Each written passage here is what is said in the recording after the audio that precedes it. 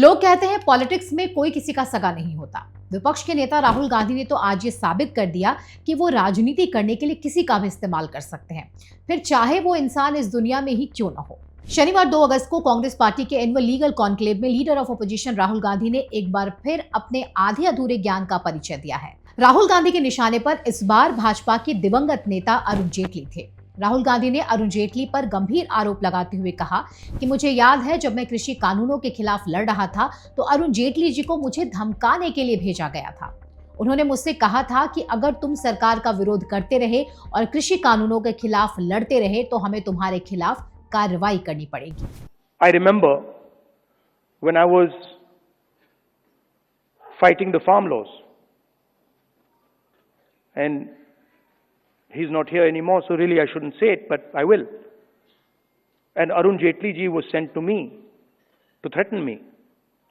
And he said, you know, if you carry on down this path,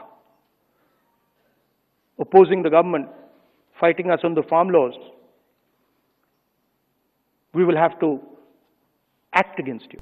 क्या ही बोला जा राहुल गांधी के बारे में। राहुल गांधी ने जिस कृषि कानून का जिक्र करते हुए दिवंगत अरुण जेटली पर आरोप लगाए हैं, वो कानून दरअसल वर्ष 2020 में पास हुआ था।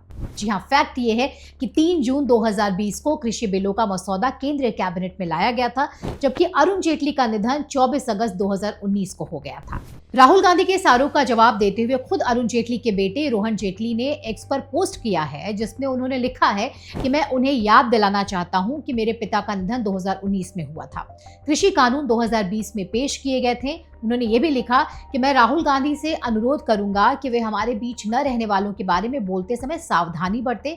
उन्होंने मनोहर पर्रिकर जी के साथ भी ऐसा ही करने का प्रयास किया था। याद दिला दें आपको, 2019 के लोकसभा इलेक्शन के पहले राहुल गांधी ने farmer defence minister Manohar Parrikar को लेकर भी झूठ बोला था राफेल डील के बारे में। मार्च 2019 में पैनक्रियाटिक कैंसर से पर्रिकर का निधन हुआ था।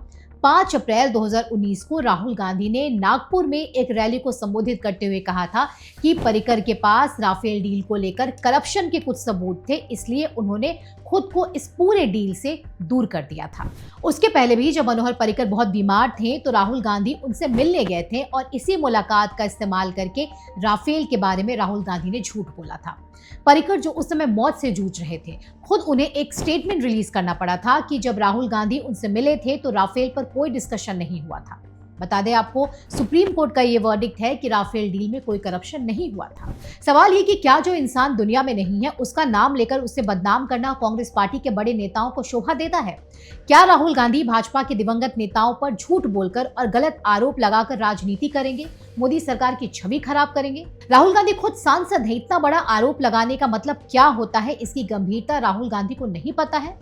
हर बात पर चुनाव आयोग को सबूत दिखाने का दावा करने वाले राहुल गांधी कब तथ्य और पूरी जानकारी के साथ कुछ बोलेंगे? राहुल गांधी की इस राजनीति को लेकर आप क्या सोचते हैं? कमेंट सेक्शन में हमें जरूर बताएं। इसके अलावा अगर आपने अब तक हमारा चैनल सब्सक्राइब नहीं किया है तो जरूर कर लें।